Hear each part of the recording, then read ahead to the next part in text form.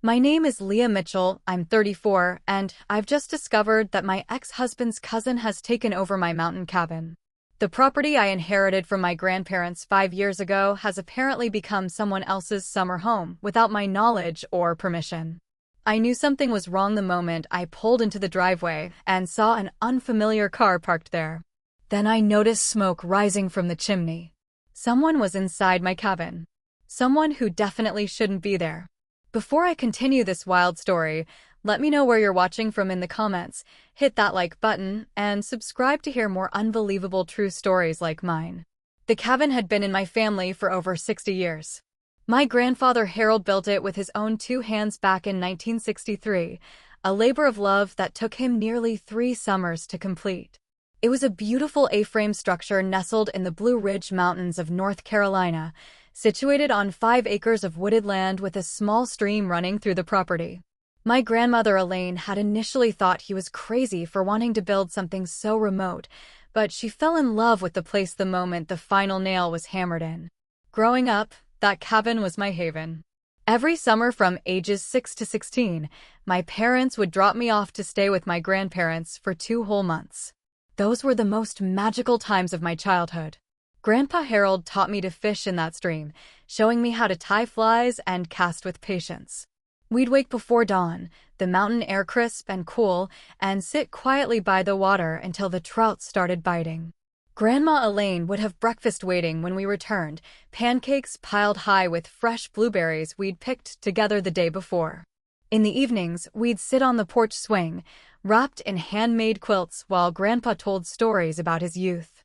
The cabin walls held countless memories, the height marks on the kitchen doorframe showing my growth each summer, the small handprint in cement by the garden path I'd made when I was 8, the collection of pine cones and interesting rocks I'd gathered displayed proudly on the mantel. When my grandparents passed away within months of each other 5 years ago, the cabin came to me. Their will was specific. They wanted their special place to stay in the family, and they knew how much I loved it. I was touched beyond words at their gift, even though maintaining it wasn't easy. My life in Chicago kept me busy, too busy. As a marketing executive for a major retail company, my schedule was packed with meetings, deadlines, and business trips. I managed to visit the cabin only twice a year, once in spring to check for winter damage and once in fall to prepare it for the coming cold months. Each visit, I'd promise myself to come more often, to honor my grandparents' memory by enjoying the place they'd created, but somehow life always got in the way.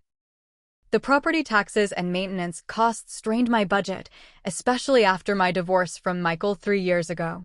There were times I considered selling, but I could never bring myself to do it. That cabin was my last physical connection to my grandparents. Instead, I rented out my Chicago apartment's spare bedroom to help cover costs. This spring had been particularly stressful at work. We were launching a new campaign, and I'd been putting in 60-hour weeks for months. When the project finally wrapped, my boss Rachel insisted I take a long weekend to decompress. "Go to that cabin of yours," she said. "You're always talking about it but never visiting." She was right. It had been 8 months since my last visit, the longest I'd ever gone. With a sudden surge of determination, I packed my car that Thursday night and set my alarm for an early Friday departure. I felt genuinely excited for the first time in months. The thought of sitting on that porch swing again, of sleeping in the loft bedroom where I'd spent so many childhood nights listening to the sounds of the forest, filled me with anticipation. The 5-hour drive from Chicago was peaceful. As the urban landscape gave way to rolling hills and eventually mountains, I felt the tension in my shoulders begin to ease. I rolled down the windows, letting the fresh air flow through the car, carrying the scent of pine and earth. I played the playlist my grandfather had loved, Johnny Cash, Willie Nelson, and Dolly Parton, singing along at the top of my lungs with no one around to hear. As I turned onto the gravel road that led to the cabin, memories washed over me. The familiar curves of the path, the way sunlight filtered through the trees creating patterns on the ground, the gradual climb that would reveal the cabin perched on its small clearing. I felt a wave of guilt for neglecting this place for so long, but also a renewed commitment to changing that. The last bend in the road offered the first glimpse of the cabin, and that's when my heart stopped. There, in the gravel driveway where I usually parked, sat a shiny red SUV I'd never seen before. My first thought was that someone had made a wrong turn. This area was remote enough that GPS sometimes led people astray.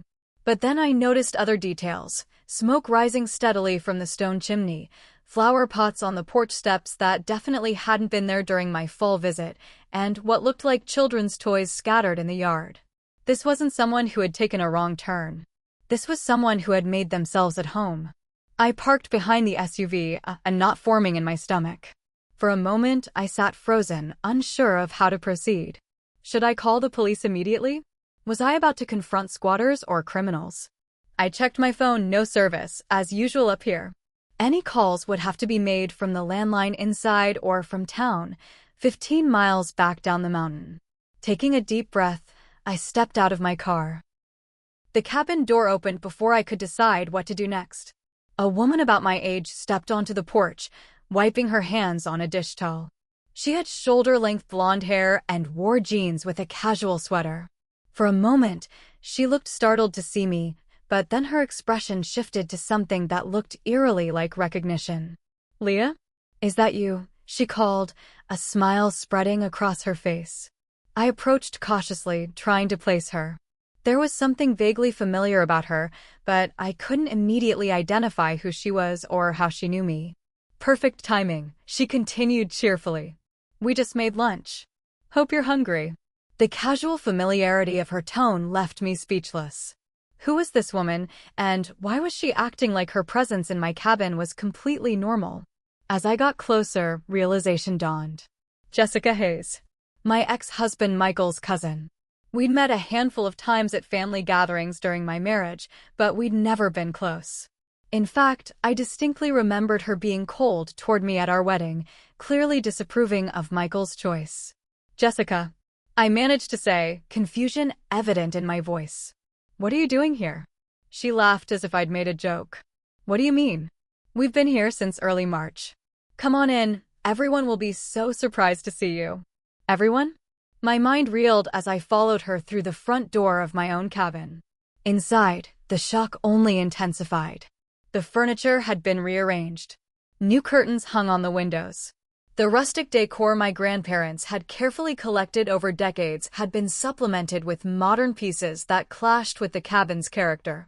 In the kitchen area, a man was making sandwiches while two children, a boy around 10 and a girl perhaps 7, sat at my grandparents' old pine table, coloring in activity books. "Look who showed up, guys," Jessica announced. "It's Leah." The man turned and offered a friendly wave. "Hey there. I'm Greg, Jessica's husband. Nice to finally meet you. Jessica's told me so much about you." The children glanced up briefly before returning to their coloring, clearly uninterested in a stranger's arrival. Or was I the stranger here? This felt surreal. "We were wondering if you'd ever check on this place," Jessica continued, opening my grandmother's antique hutch, now filled with dishes I didn't recognize, and pulling out extra plates. "Michael said you hardly ever come up here anymore." "Michael." "Of course." The pieces started falling into place, though the picture they formed was still incomprehensible to me. "Jessica," I said, struggling to keep my voice steady, "I don't understand what's happening. Why are you in my cabin?"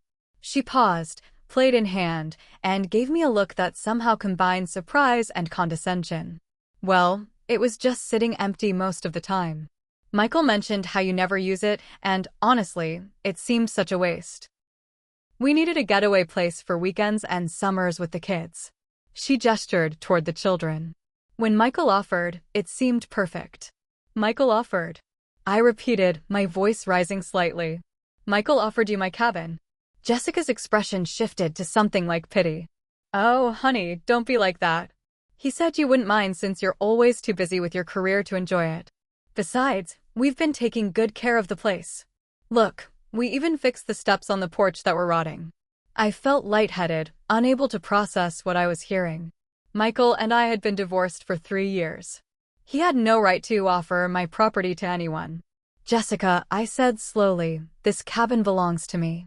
It was left to me by my grandparents. Michael has no ownership claim to it whatsoever." She waved her hand dismissively. Oh, we know that technically. But family helps family, right? And Michael was so generous to share it with us. Share it? Share my property that he had no right to?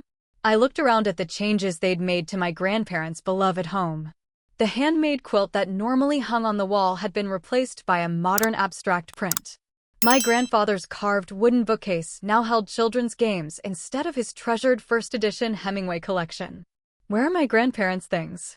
I asked, a new wave of panic washing over me.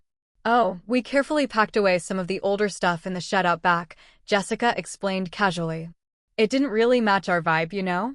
But don't worry, it's all safe. Greg approached with a sandwich on a plate, offering it to me with a smile. Turkey and Swiss. Hope that works for you. We're so glad you dropped by. The kids have been using the loft bedroom, but there's a perfectly good sofa bed down here if you want to stay overnight. If I want to stay overnight. In my own cabin. The cabin I owned. The absurdity of the situation momentarily rendered me speechless. Jessica misinterpreted my silence as acceptance. Come on, sit down. Tell us what brings you up here today. Just a random visit. I found myself sitting at my grandparents' table, surrounded by people treating me like a visitor in my own property. The unreality of the situation made it difficult to formulate an appropriate response. Part of me wanted to scream at them to get out immediately. Another part was so shocked that I could barely process what was happening. I came for the weekend, I finally managed to say. To stay at my cabin. Oh. Jessica exchanged a look with Greg. Well, that's a bit awkward timing. We have Greg's parents coming tomorrow for the week. But we can make it work. You can take the sofa bed, and we'll put his parents in the little sunroom. It'll be cozy. The casual way she rearranged my plans for my own property was stunning. I took a bite of the sandwich automatically, hardly tasting it, trying to gather my thoughts. How did you get in? I asked suddenly. The cabin is kept locked. Jessica looked slightly uncomfortable for the first time. Michael still had his key from when you were married. He gave it to us back in February. A key I'd asked him repeatedly to return after our divorce. A key he'd claimed he'd lost. The betrayal cut deep, reopening wounds from our marriage I thought had healed long ago. As I sat there, the children chattering about their plans to go fishing later, Jessica and Greg discussing dinner options, as if I weren't there, I realized I had stepped into some bizarre alternate reality where my ownership of this property meant nothing. They had simply decided the cabin was available for their use, and they had taken it, rearranging not just the furniture, but the very essence of what made this place special to me. Looking around, I noticed more changes, family photos of Jessica, Greg, and their children displayed on surfaces where my grandparents' pictures once stood. A dartboard hung on the wall where my grandfather's prized fly fishing rod collection had been mounted. They hadn't just occupied the space, they had erased the history and memories it contained. And somehow, they expected me to be fine with it. Lunch progressed in a surreal haze. I picked at my sandwich while Jessica chattered about how they'd been fixing up the place. Each improvement she mentioned felt like another violation. They'd repainted the kitchen cabinets from the warm oak my grandfather had carefully maintained to a trendy blue. They'd replaced the vintage stove, still functional but outdated, with a modern one. The original stone fireplace had been painted white because it was too dark and rustic. Every change erased another piece of my grandparents' legacy. So how long have you been staying here? I finally asked, interrupting Jessica's monologue about her plans to replace the hardwood floors with something more contemporary. Oh, we moved in around early March, Greg answered. Just weekends at first, but once the kids' school year ended in May, we've been here full-time. It's been fantastic. 3 months. They had been living in my cabin for 3 months, without my knowledge or permission. And Michael told you this was okay? I pressed, still struggling to understand how this had happened. Jessica nodded enthusiastically. He said you were always complaining about the property taxes and maintenance costs. That you were too busy with your big city career to enjoy it anyway. He thought you'd be relieved someone was looking after it. The mischaracterization of my feelings about the cabin stung. Yes, I'd mentioned the financial challenges to Michael during our marriage, but I'd never suggested I wanted to abandon the property. Quite the opposite, I'd always spoken of finding ways to visit more often. Did it occur to either of you to ask me directly? I asked, unable to keep the edge from my voice. Jessica's expression hardened slightly. We tried calling you in February, but you never returned our message. After that, Michael said not to bother you, that you were always too wrapped up in work and would probably just say no without considering how much we needed this. I had no recollection of any call from Jessica. Had she actually tried to reach me, or was this another manipulation? Besides, Greg added, we've put a lot of money into this place already. The plumbing needed work, and we replaced that old water heater that was about to give out. We've been taking better care of it than you have, Jessica said pointedly. When we arrived, there was a leak in the roof that had already caused water damage to one wall. If we hadn't fixed it, you might have lost the whole place to mold. The accusatory tone in her voice made my blood boil.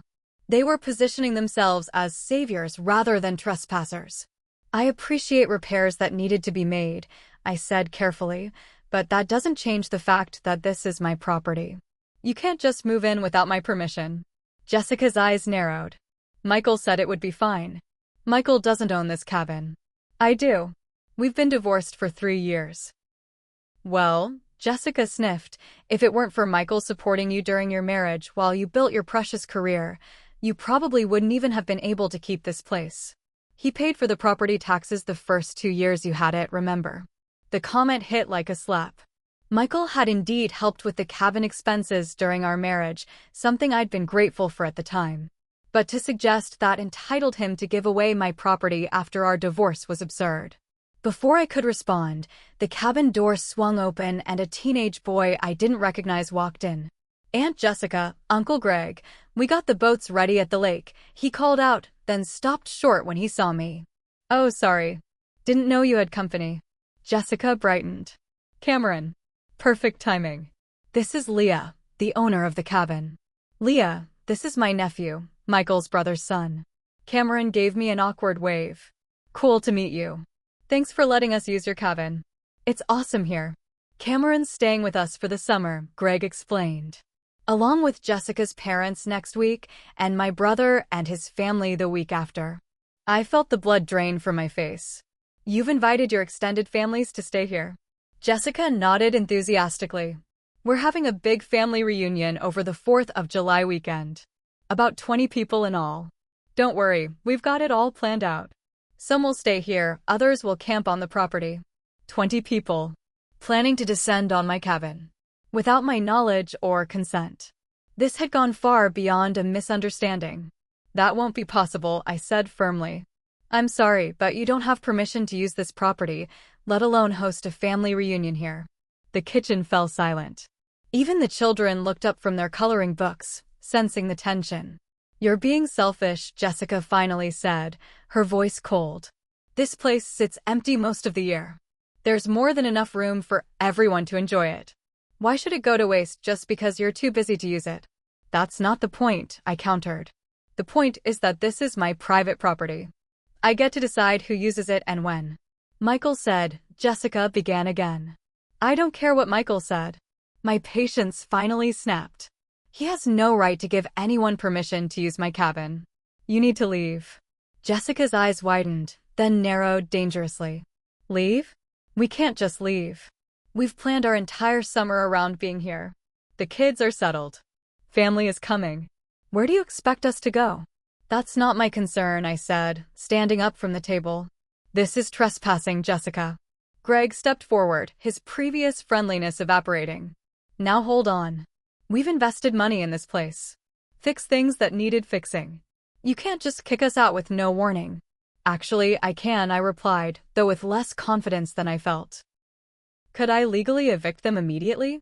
I wasn't sure, but I wasn't about to admit that. You know what your problem is, Leah? Jessica said, rising to face me. This is exactly why Michael left you. You always were selfish and career-obsessed. No wonder you're alone. We're making good use of this cabin, creating family memories, giving it life. What are you doing with it? Nothing. Just letting it sit here collecting dust most of the year. The personal attack hit harder than I wanted to admit. My divorce from Michael had been painful, and his complaints about my work commitment had featured prominently in our arguments. For a moment, doubt crept in. Was I being unreasonable? No. This was my cabin. My grandparents had left it to me, not to be a vacation home for my ex-husband's extended family. I'm going into town to make some calls, I said, grabbing my purse. When I come back, we can discuss how quickly you can pack your things. As I walked toward the door, Jessica called after me, "You'll regret this, Leah. Michael won't be happy when he hears how you're treating his family." I closed the door behind me, hands shaking with a mixture of anger and disbelief. Sitting in my car, I took several deep breaths, trying to calm myself enough to drive safely back to town where I could get cell service. 3 years divorced, and somehow Michael was still controlling my life, still causing chaos. As I started the engine, I glanced back at the cabin, my cabin now occupied by strangers who had helped themselves to my inheritance without a second thought. This was far from over. The 15-mile drive to Pine Top, the nearest town with reliable cell service, gave me time to process what had just happened. My emotions cycled through shock, anger, and hurt with each winding turn of the mountain road. By the time I pulled into the parking lot of the Pine Cone Motel, a determination I hadn't felt in years had solidified within me. The motel was a small, family-run establishment I'd stayed at occasionally when visiting the area for longer periods. The owner, Martha, recognized me immediately as I walked in. "Leah Mitchell. It's been a while. Visiting your grandparents' old cabin," she asked cheerfully. "Sort of," I replied, not ready to explain the situation. "Do you have a room available for tonight? Possibly longer." Martha looked surprised. I'd never needed a room when the cabin was available, but didn't pry. "Sure do, honey. How many nights should I put you down for?" "Let's start with 2 and go from there," I said, sliding my credit card across the counter. Once settled in the modest but clean room, I called my closest friend, Diana, and explained the surreal scenario I'd walked into. "They just moved in?" "Without asking." Diana's outrage matched my own. "That's illegal, Leah. It's breaking and entering, trespassing, who knows what else." "I know," I sighed. "But they're acting like I'm the unreasonable one for wanting them to leave." "Of course they are," Diana said. "It's manipulation. Call the police, report them now." "I will," I promised. "But first I want to talk to Michael. He's the one who gave them the key, who told them they could stay there." After ending the call with Diana, I took a deep breath and scrolled to Michael's number.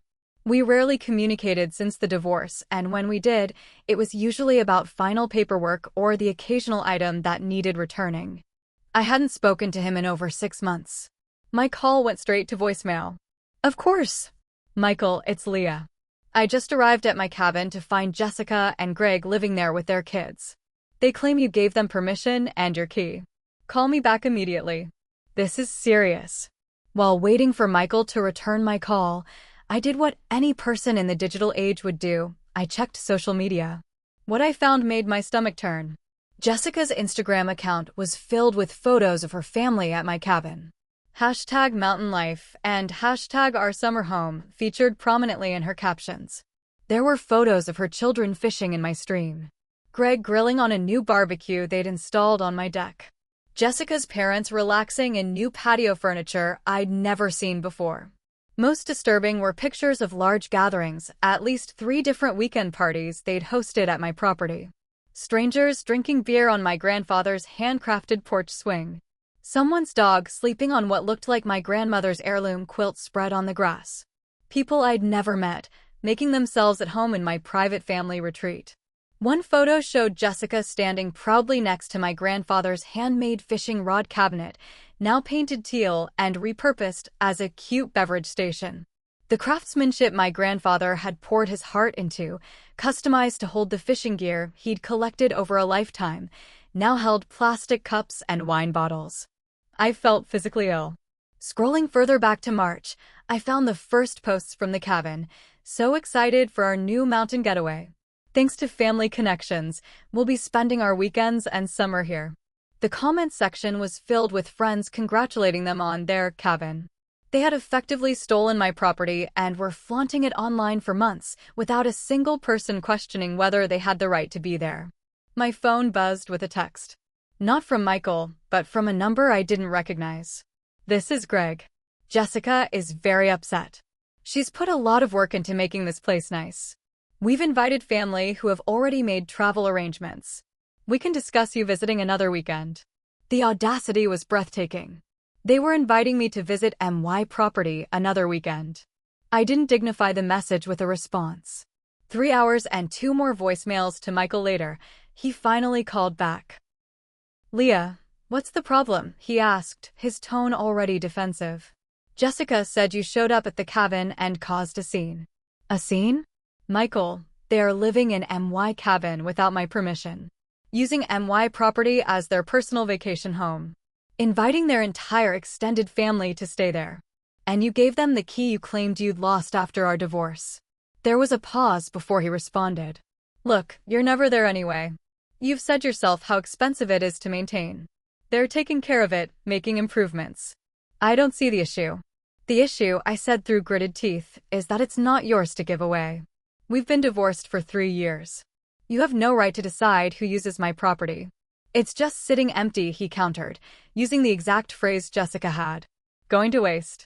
The Hayes family has always loved that area. When Jessica mentioned wanting a mountain getaway they could afford, it seemed like a perfect solution.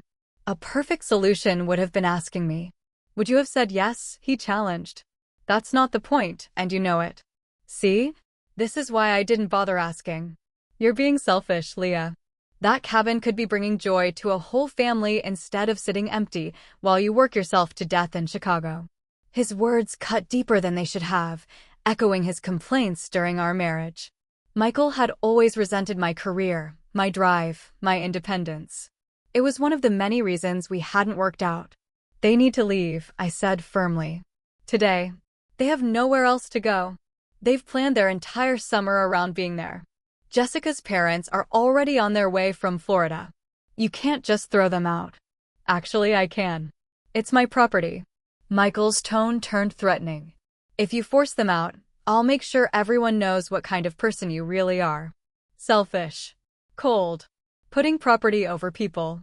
The manipulation tactic was so transparent it almost made me laugh. Almost. Are you seriously threatening me with social shaming because I want trespassers out of my legally owned property? They're not trespassers, he insisted. They're family. My family. Ex-family, I corrected. And that distinction became very clear when you signed our divorce papers. I ended the call before he could respond, my hand shaking with anger. In our 3 years of marriage, Michael had often made me doubt myself, question my priorities, wonder if I was indeed too focused on my career at the expense of personal relationships. It had taken months of therapy after our divorce to recognize his manipulative patterns and rebuild my confidence. Now here he was, trying the same tactics again, but this time, I could see them clearly for what they were. I called Diana back. I'm going to the police station, I told her. This has gone far enough. Before leaving the motel, I did one more search online and found something that made my blood run cold. A local community Facebook page showed Jessica responding to a neighbor's welcome message. Thanks. We're so excited to be the new owners of the Mitchell cabin. Looking forward to becoming part of the community. They weren't just squatting in my cabin. They were actively pretending to own it. I spent the night in the motel, a strange displacement that fueled my anger further. Unable to sleep, I lay awake thinking about my grandparents, about their love for that cabin and their intention for it to remain in the family, my family. I thought about all the personal touches they'd added over the years, many of which had already been altered or removed by Jessica and Greg. By morning, my resolve had hardened. This wasn't just about property rights anymore. This was about honoring my grandparents' legacy and standing up for myself against people who had taken advantage of me in the most personal way possible. I would reclaim what was mine. The Pinetop police station was a small brick building with just 3 patrol cars in the lot. Inside, I explained my situation to Officer Reyes, a middle-aged man with a patient demeanor who listened carefully as I showed him my deed to the property tax receipts, and the photos from Jessica's social media account. This is clearly trespassing, he confirmed after reviewing the documents. And potentially breaking and entering, though that charge is complicated by the fact that they had a key, even if it wasn't directly from you. Can you help me remove them from the property? I asked. Yes, but I should warn you, these situations can get heated. Would you prefer to file a formal eviction notice? That would give them some time to relocate. I considered this briefly. An eviction notice would be the less confrontational route, but it would also mean weeks more of them occupying my cabin, potentially causing more damage or removing items that belong to my family. No, I decided firmly. I want them removed today. They've already been there for 3 months without my permission or knowledge. That's more than enough time. Officer Reyes nodded. I understand. I'll accompany you back to the property.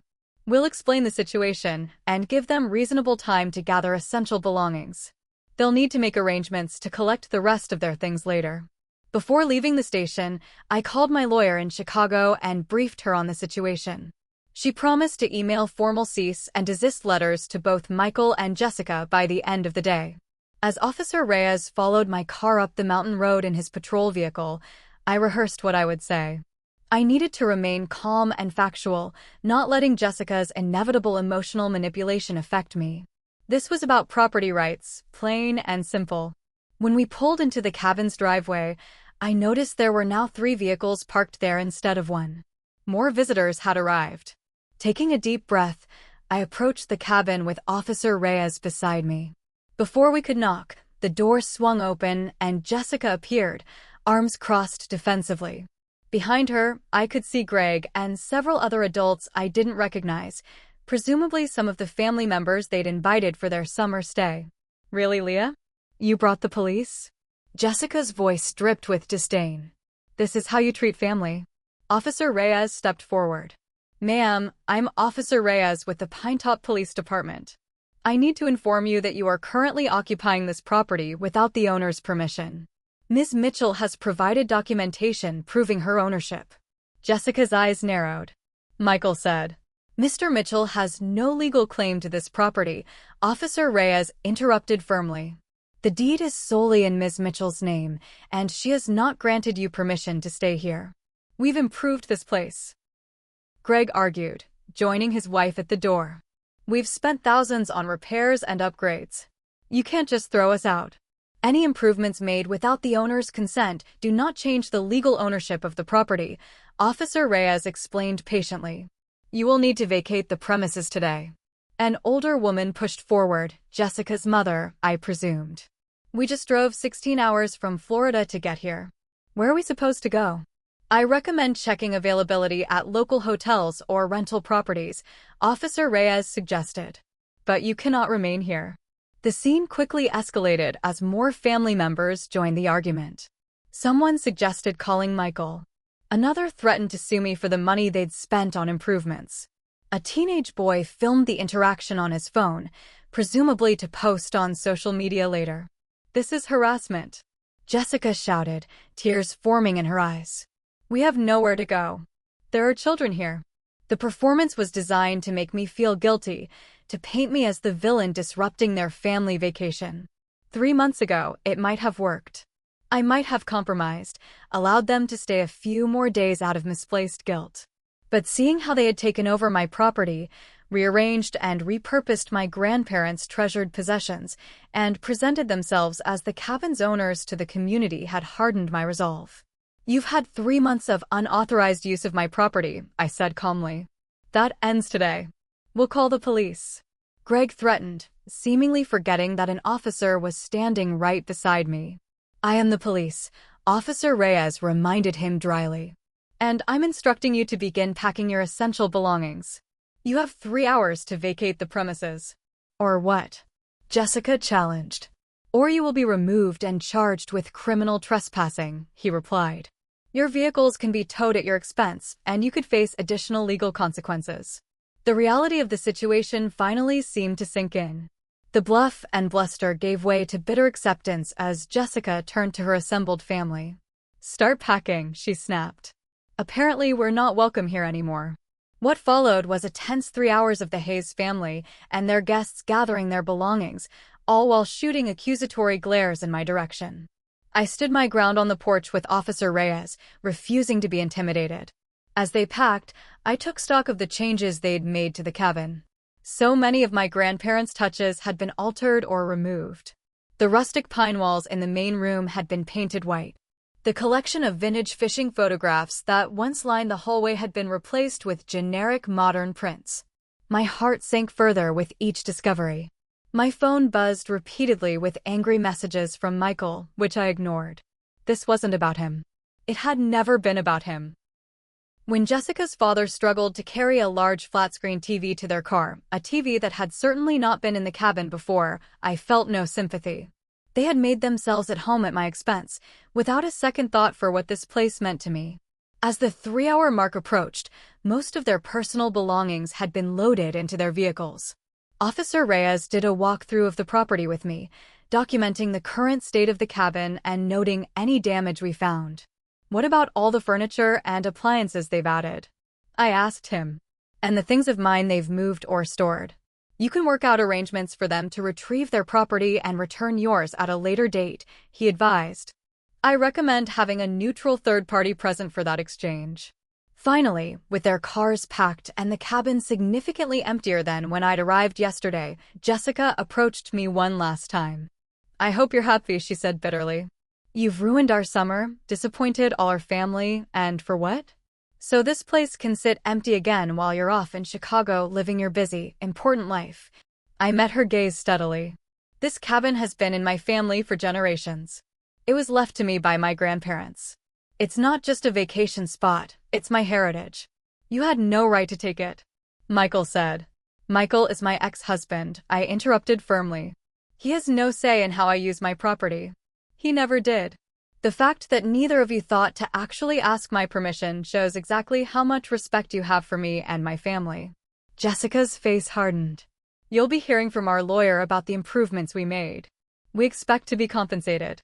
And you'll be hearing from mine about the 3 months of unauthorized use, any damages found, and the removal of my personal property," I countered. "I suggest you leave now before this gets worse for you."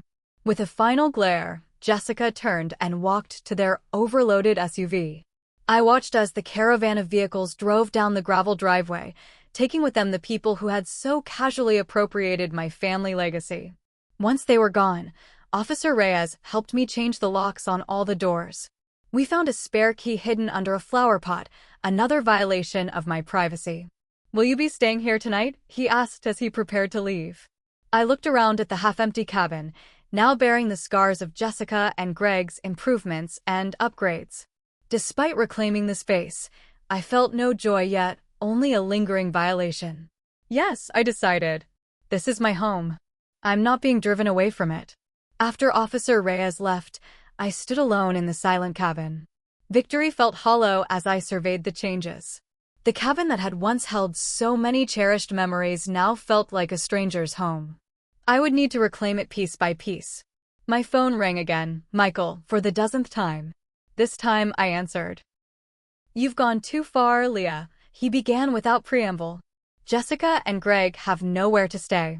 Their entire family vacation is ruined." "That's unfortunate," I replied calmly. "Perhaps you shouldn't have given away property that wasn't yours to give. It was just sitting empty. It's my property to let sit empty if I choose. You lost any say in how I use my cabin when we signed divorce papers 3 years ago. Actually, you never had any say.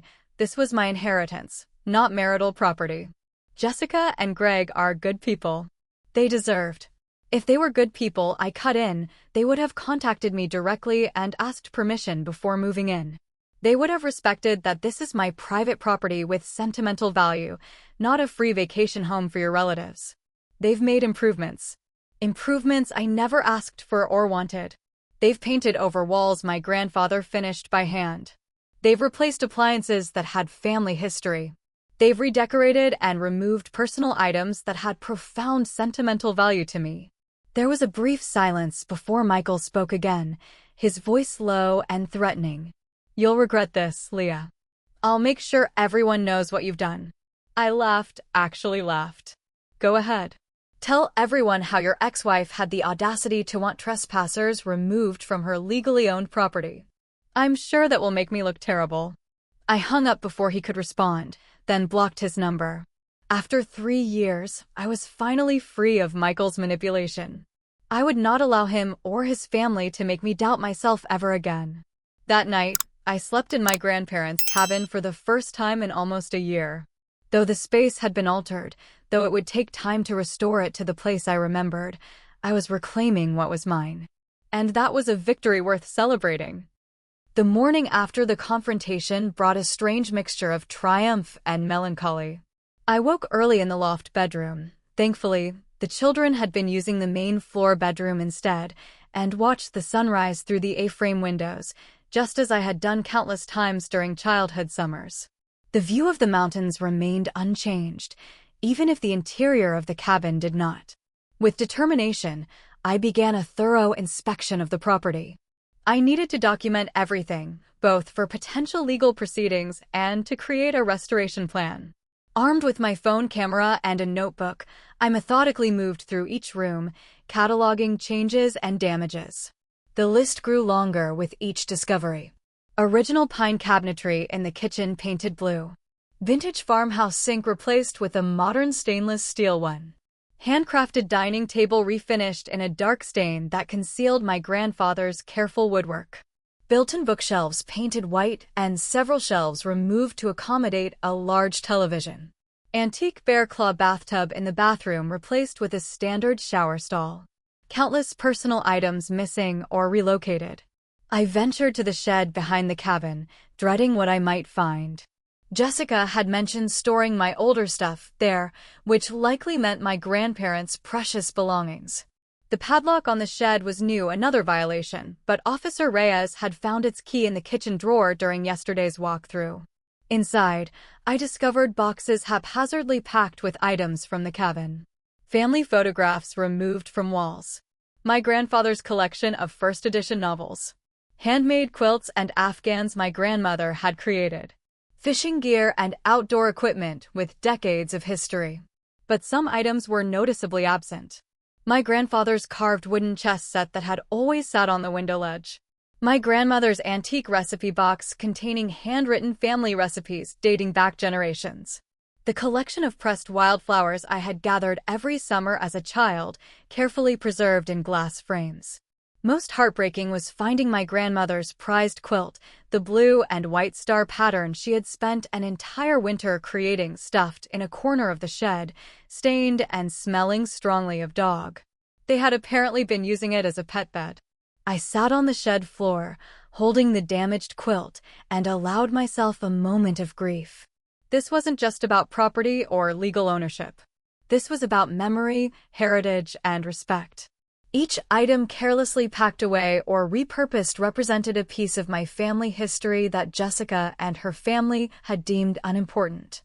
After composing myself, I continued my documentation. By midday, I had filled several pages with notes and taken over 100 photographs. I emailed everything to my lawyer, along with a request to pursue damages for the unauthorized alterations and missing items. While in town getting supplies, I received a call from a number I didn't recognize. It was Sheriff Patterson, the county sheriff whom Officer Reyes had briefed about the situation. Miss Mitchell, I wanted to let you know that Michael Hayes has been calling our department claiming you've illegally evicted his family members from their summer residence. I've reviewed the documentation Officer Reyes collected, and I want to assure you we understand you're the legal owner. However, I thought you should be aware of these calls. Thank you, Sheriff, I replied, grateful for the heads up. I appreciate your department's help yesterday. Has Michael filed any formal complaints? He's threatened to, but when we explained the legal ownership situation, he backed down. Still, you might want to be prepared for further attempts to challenge your ownership. After thanking the sheriff, I called my lawyer again to update her on this new development. She assured me my position was legally sound, but suggested we file a restraining order against both Michael and Jessica to prevent further harassment. Also, she advised, you'll need to arrange a supervised retrieval of their remaining belongings. I recommend hiring a neutral third party to oversee this, perhaps a local estate management company. I followed her advice, contacting Mountain Home Management, a local company that handled vacation rentals and property disputes. They agreed to supervise the exchange of property the following weekend. That afternoon, as I was sorting through the shed contents, trying to organize my grandparents' belongings, a truck pulled into the driveway. For a moment, I tensed, fearing Jessica or Michael had returned. Instead, An elderly man stepped out, Tom Wilson, my grandparents' longtime neighbor whose property adjoined mine about a quarter-mile through the woods. "Leah," he called, approaching cautiously. "Is that really you? Heard there was some commotion up here yesterday." Relief flooded through me at seeing a friendly face. Tom had been like an uncle to me during my childhood summers, often joining my grandfather for fishing trips or helping with cabin repairs. "Tom." "Yes, it's me. There's been a situation with some unauthorized occupants, but it's being resolved." Tom's weathered face creased with concern. "Those folks who've been staying here claimed they bought the place from you. Said they were the new owners. Never felt right to me. Your grandpa would have mentioned if you were selling." A fresh wave of anger washed over me. So Jessica and Greg had been explicitly lying to the neighbors, claiming ownership rather than just use of the property. "They absolutely did not buy it from me," I confirmed.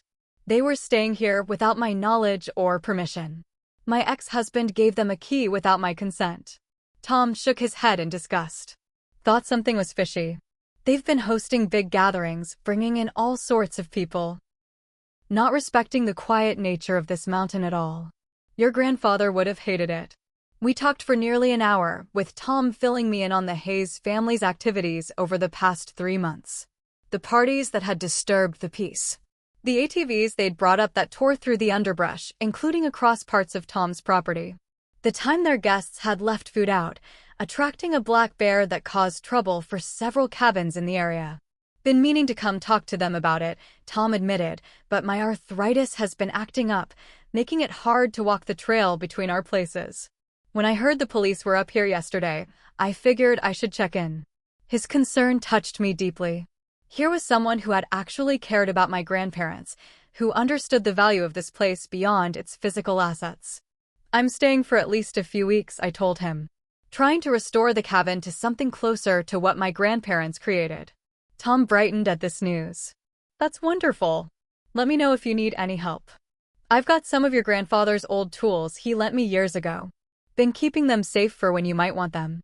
After Tom left, promising to return in a few days with the tools, I felt a renewed sense of purpose. This wasn't just about reclaiming physical property, it was about reconnecting with the community and heritage my grandparents had built here. The week that followed was both exhausting and cathartic. I worked from sunrise to sunset, slowly undoing the changes Jessica and Greg had made where possible. Some alterations were too substantial to immediately reverse. The painted cabinets would need to be professionally stripped and refinished. The removed appliances would need to be replaced with period-appropriate ones rather than their modern substitutes. But other restorations were more straightforward. I rehung the family photographs. I carefully cleaned my grandmother's quilt, researching textile preservation techniques to minimize the damage. I reorganized the bookshelves with my grandfather's book collection returned to prominence. Each small victory felt like reclaiming a piece of my history. Each restored item represented a memory honored rather than discarded. The scheduled property exchange was tense but uneventful. The representative from Mountain Home Management, supervised as Jessica and Greg, arrived with a small moving truck for their furniture and larger items. I remained inside the cabin during most of the process, avoiding direct interaction to prevent further conflict. When they requested to take the new appliances they'd purchased, I agreed. I preferred to find vintage replacements more in keeping with the cabin's character anyway.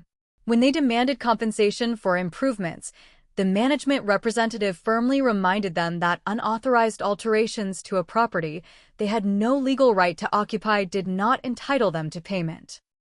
Before leaving, Jessica left a final parting shot.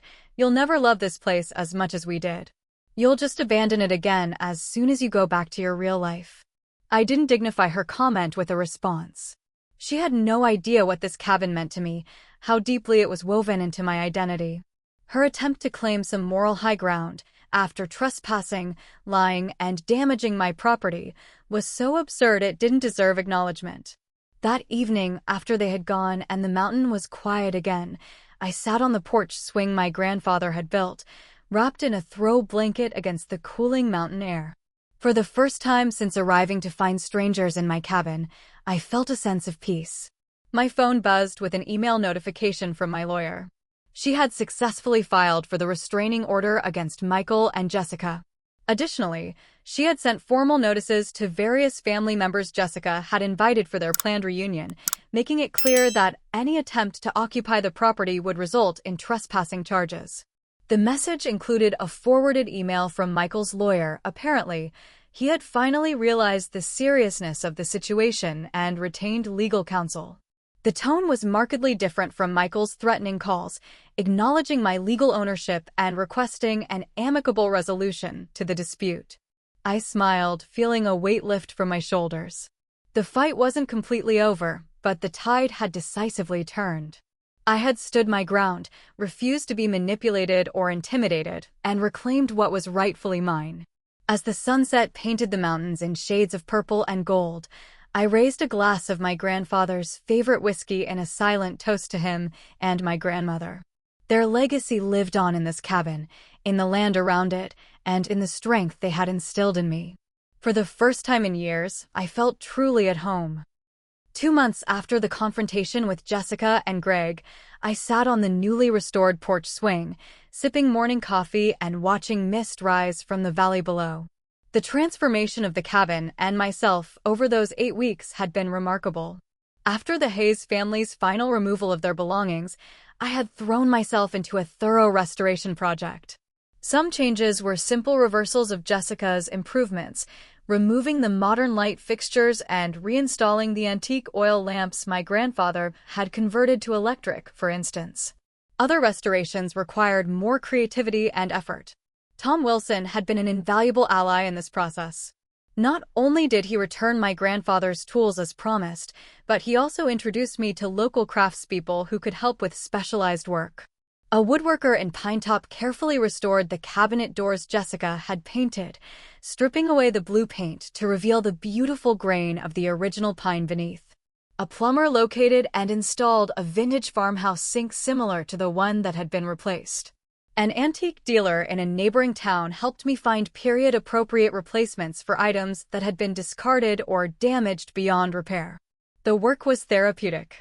Each restored element brought back not just the physical appearance of my grandparents' cabin, but the feeling of it, the sense of history, craftsmanship, and love that had made this place special. More significantly, I had made a major life decision during those 2 months. My company in Chicago had been pushing for remote work options for senior staff even before the pandemic had normalized the practice. When I called my boss Rachel to request an extended leave, she instead offered a flexible arrangement that would allow me to work primarily from the cabin, coming to Chicago for quarterly in-person meetings and important client presentations. "You sound different, Leah," she had observed during our call. "More grounded. If being there gives you that kind of clarity, I'd be a fool to pull you away from it." She was right. Something fundamental had shifted in me during this ordeal. Standing up to Jessica, Greg, and Michael, refusing to let them manipulate or intimidate me, had awakened a strength I had forgotten I possessed. The divorce from Michael had left deeper scars than I had acknowledged, making me doubt my own judgment and worth. Reclaiming my cabin had somehow helped me reclaim myself as well. My phone buzzed with a text from Diana, who had visited for a week in July and was planning another trip for Labor Day weekend. "How's mountain life treating you today? Still finding pine needles and everything?" I smiled as I replied, "Wouldn't have it any other way. The internet upgrade is finally happening next week, so your next visit will include Netflix capability." That was another positive development. I had arranged for high-speed internet installation, transforming the cabin into a functional remote office. My grandfather would have been amused by the sight of me taking video calls from his hand-built desk, the mountains visible through the window behind me. My grandmother would have appreciated the practicality of it. She had always been the one to embrace new technologies that made life at the cabin more comfortable without sacrificing its character. The legal matters had largely been resolved as well. Michael's attempt to claim that he had partial ownership rights due to helping with property taxes during our marriage was quickly dismissed by the courts. The deed was solely in my name as inherited property, and his contributions during marriage were considered gifts rather than investments. The restraining order remained in place, preventing both him and Jessica from contacting me or approaching the property. Some of Jessica's family members had sent apologetic emails, claiming they had genuinely believed she had permission to use the cabin. Whether this was true or they were simply distancing themselves from potential legal consequences, I couldn't say. I chose not to pursue action against them, focusing instead on moving forward. The neighbors had been universally supportive once the truth came out. Many had been uncomfortable with the Hayes family's behavior, but hadn't felt it was their place to intervene without confirmation that something was wrong. Several stopped by to welcome me back and share stories about my grandparents that I had never heard before. Mrs. Abernathy, who lived about a mile down the mountain, brought me a jar of homemade blackberry jam and told me how my grandmother had taught her to can preserves 40 years ago. Mr. Chin, whose family owned the general store in Pinetop, recalled how my grandfather would always bring city newspapers when he returned from trips, knowing Mr. Chen's father enjoyed reading them. These connections to my grandparents' community healed something in me I hadn't realized was broken. In Chicago, I had built a successful career, but few meaningful relationships outside of work. Here, I was part of something larger, a continuation of my family's legacy and a member of a community that valued history and connection. I had begun creating new traditions while honoring the old ones. Saturday mornings were for fishing in the stream, using my grandfather's restored equipment. Sunday afternoons were for baking, working my way through my grandmother's recipe collection. Weekday evenings after work often found me on the porch swing with a good book, just as my grandfather had spent his evenings. The cabin's security had been significantly upgraded, not just new locks, but a comprehensive system that would alert me to any attempted intrusions. I had also established a relationship with a property management company that would check on the cabin during the weeks I needed to be in Chicago, ensuring that no one could take advantage of my absences again. Most importantly, I had found a peace here that had eluded me for years. The chronic stress that had been my constant companion in Chicago, the feeling of always rushing, always reaching for the next achievement, had gradually melted away. I was still dedicated to my work, still meeting all my targets and deadlines, but the desperate drive to prove myself through career advancement had subsided. As I sat watching the morning mist burn away under the strengthening sun, I heard a vehicle approaching. Tom Wilson's truck appeared around the bend in the road, right on schedule for our weekly coffee meeting. He had become a valued friend during my extended stay, sharing his knowledge of the area and helping me learn skills my grandfather would have taught me had he lived longer. "Morning, Leah," he called as he climbed out of his truck, carrying a paper bag that likely contained his wife's famous cinnamon rolls. "Looks like perfect weather for that hiking trail I was telling you about." "I was thinking the same thing," I replied, pouring him a cup of coffee from the thermos beside me. "After breakfast, I'd love for you to show me the trailhead." As we settled into what had become our Saturday routine, I reflected on how differently things might have turned out if I hadn't stood my ground. If I had allowed guilt or Michael's manipulation to influence me, I might have compromised, perhaps allowing Jessica and Greg to stay for their planned summer before reclaiming the property. I might have returned to Chicago after a brief visit, telling myself I'd deal with the situation later. Instead, I had drawn a firm boundary. I had refused to allow others to take what was mine, to dismiss my feelings, or to devalue my inheritance. That decision had not only preserved my grandparents' legacy, but had transformed my life in ways I couldn't have anticipated. The cabin was once again filled with love and memories, both old and new. The walls that had witnessed my grandparents' life together now witnessed mine as well. The porch swing that had held their conversations now held mine. The kitchen where my grandmother had taught me to bake now nourished a new generation of relationships. This place had always been more than property to me. It was connection, history, and heritage. By fighting for it, I had rediscovered parts of myself I had forgotten: strength, determination, and the capacity for joy in simple moments. As Tom and I planned our hike, discussing which trail would offer the best views of the autumn colors just beginning to appear, I felt a profound gratitude for this unexpected turn my life had taken. What had begun as a crisis, finding strangers in my family home, had ultimately led to a homecoming in the deepest sense. The journey hadn't been easy.